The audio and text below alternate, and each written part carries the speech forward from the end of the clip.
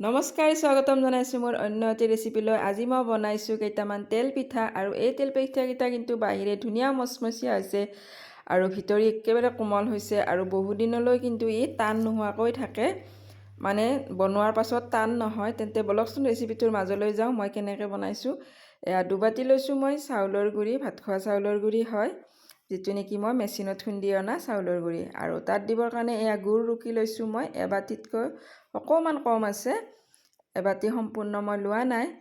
আৰু এই গুড়খিনিত দি দিছোঁ মই আধা বাটি পানী। আধা বাটি পানী, যিটো বাটিৰে গুড় লৈছোঁ সেইটো বাটিৰে মই আধা বাটি দি দিছোঁ পানী। আৰু মই গুড়খিনি সম্পূৰ্ণ গলিব দিম। আৰু মই গুড় কমকৈ লৈছোঁ কাৰণ মই তাত ব্যৱহাৰ কৰিম চেনি। যদি মই বেছিকৈ গুড় দিওঁ তেতিয়া পিঠাকেইটা কি হ'ব, মোৰ জ্বলি যাব আৰু ভিতৰি থাকিব এৱা, মানে কেঁচাই থাকিব। আৰু এই গুড়খিনি গলি গ'ল, এতিয়া ঠাণ্ডা হ'বলৈ দিছোঁ। উতলাই উতলাই আকৌ দিব নোৱাৰি। পিঠাগুড়িখিনিত দি দিলোঁ অকণমান নিমখ সোৱাদৰ কাৰণে আৰু দি দিলোঁ 2 চামুচ চেনি, যিহেতু মই গুড় অকণমান কমকৈ লৈছিলোঁ আৰু তাৰ সলনি দি দিলোঁ চেনি। আৰু এতিয়া মোৰ গুড়ৰ পানীখিনি হৈছে অকণমান ঠাণ্ডা, মানে হাতেৰে চুলে নুপুৰে আৰু তেনেকুৱা ধৰণতে মই দি দিছোঁ ইয়াতে গুড়খিনি। আপোনালোকে ভাবিছে চাগে গুড়ৰ পানীটো কম হৈ গ'ল, পিঠাকেইটা কেনেকৈ হ'ব। চাই থাকিবচোন আগলৈকে, গম পাব। গুড়ৰ পানীখিনি দিয়াৰ পাছত মই দি দিলোঁ লাৰি। ভালদৰে চামুচখনেৰে, যিহেতু মেচিনত খুন্দা পিঠাগুড়ি হয় সেইকাৰণে মই গুড়ৰ পানীটো কিন্তু গৰম কৰি লৈছোঁ। ঢেঁকীত খুন্দা চাউলৰ গুড়িটো হ'লে নেলাগিলে হয়। আৰু এয়া লৈছোঁ মই কুহুমীয়া গৰুৰ গাখীৰ এবাটি, পিঠাকেইটা অধিক সোৱাদ লাগিবৰ কাৰণে আৰু বনোৱাৰ পাছত কোমল হৈ থাকিবৰ কাৰণে গাখীৰ ব্যৱহাৰ কৰিবচোন। পিঠাকেইটা কিন্তু টান হৈ নাযায়। সাধাৰণতে এই তিল পিঠা কিছুমানৰ বহুত টান হৈ যায়, খালেতো কিছুমানৰ একেবাৰে তালুৰ ছাল গুচি যায়।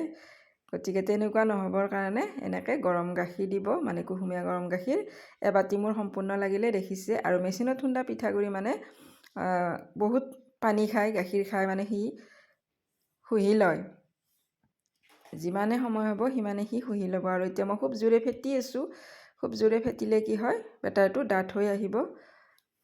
5 মিনিটমান সময় থৈ দিছিলোঁ, তাৰ পাছত আকৌ ফেটিলোঁ। এয়া দেখিছে, এনেকুৱা ধৰণৰ ঘনত্ব হৈ গ'লে মোৰ হৈ যাব পিঠাকেইটা।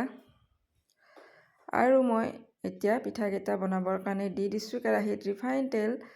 আৰু ৰিফাইন তেলত মই এতিয়া এটি এটিকৈ দি যাম পিঠা বহাই।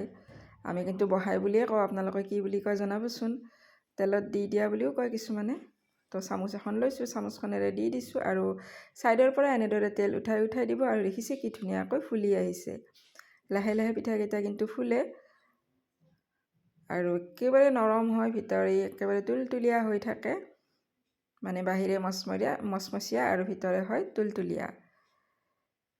কেঁচা চাউলৰ গুড়ি বুলি ক'বই নোৱাৰি, মেচিনত খুন্দা চাউলৰ গুড়ি বুলি। ধুনীয়া কিন্তু নৰম হয়।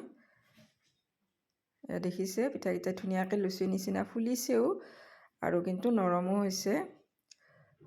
আৰু মই আপোনালোকক দেখুৱাইছোঁ, এয়া দেখিছে কি ধুনীয়া নৰম হৈছে। আঙুলিৰে হেঁচি দিছোঁ। এটি এটিকৈ মই এনেদৰে পিঠাকেইটা বনাই ল'ম। আৰু এটা কথা মন কৰিব, যিমানবাৰে মানে পিঠা এনেদৰে তেলত দি দিয়ে পিঠা বেটাৰখিনিত, তাৰে আগতে কিন্তু ফেটি ল'ব, এনেদৰে লাৰি লাৰি দিব, মানে শেষৰ ফালে বেছি ডাঠ হৈ আহে, নহ'লে পিঠাগুড়িখিনি তলিত বহি যায়, লাষ্টৰ পিঠাবোৰ বেয়া হৈ যায়, কিছুমানৰ বহল হৈ যায়, পিঠাবোৰ নহয়, কেৰাহীৰ তলিত লাগি ধৰে, মানে নানান সমস্যা দেখা দিয়ে। গতিকে বহাই দিয়াৰ প্ৰতি এনেদৰে লাৰি দিব, মানে ঘুটি ল'ব, ঘুটি লৈ বহাই দি থাকিব। আৰু যিমানে মানে সময় হৈ আহিব সিমানেই পিঠাবোৰ বেছি ফুলি আহে, বেছি বনাও লাগি থাকে, মানে ইফালে বেটাৰটোও শেষ হৈ যায় আৰু ইফালে পিঠাবোৰো বেছিকৈ ফুলি আহে। দেখিছেনে লুচি নিচিনা কি ধুনীয়াকৈ ফুলি আহিছে। তো ফ্ৰেণ্ডছ, মোৰ ৰেচিপিবোৰ চাই আপোনালোকে কেনেকুৱা পায় জনাবচোন। যদিহে ভাল পায় তেন্তে এটা লাইক কৰিব, কমেণ্ট কৰিব। আৰু যদি চেনেলটোলৈ নতুনকৈ আহিছে তেন্তে এটা ছাবস্ক্ৰাইব কৰি কাষতে থকা বেল আইকনটো বজাই দিব। আৰু এয়া মোৰ পিঠাকেইটা বনোৱা হৈ গ'ল। আৰু মোৰ বনাই থাকোঁতে হাজবেণ্ডে আৰু ল'ৰা ছোৱালী নিশালে, যাৰ বিনিময়ত মোৰ পিঠা বহুখিনিয়ে কমি গ'ল। লাষ্টত মানে ভিডিঅ' বনাবলৈ কমিয়ে যায় মোৰ, সেনেকুৱাই হয়, গৰমে গৰমে নিশালে ইহঁতে। আৰু মই কিন্তু এই পিঠাবিধ ঠাণ্ডা হ'লেহে বেছি ভাল পাওঁ। আৰু আপোনালোকক মই এটা ভাঙি দেখুৱাইছোঁ। এয়া দেখিছেনে ভিতৰে কি ধুনীয়া ফোপোলা হৈছে আৰু বাহিৰে মচমচীয়া হৈছে আৰু ভিতৰটো কিন্তু নৰম হৈছে আৰু এৱাও থকা নাই। আপোনালোকে ভিডিঅ'টো সম্পূৰ্ণকৈ চোৱাৰ বাবে বহুত বহুত ধন্যবাদ।